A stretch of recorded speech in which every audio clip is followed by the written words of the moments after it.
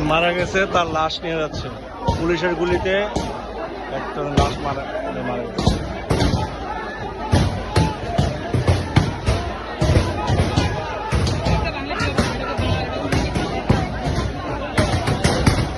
নরসিংদীতে খুবই খারাপ অবস্থা ছিল, এখন সমর্থনের নিয়ন্ত্রণে চলে আসছে। পুলিশকে এখান থেকে সরাই দিচ্ছে। বিজিবির গাড়ি ছিল দুইটা বিজিবির গাড়িও ভাঙচুর করছে। এখন পুরোটাই আমাদের নিয়ন্ত্রণ।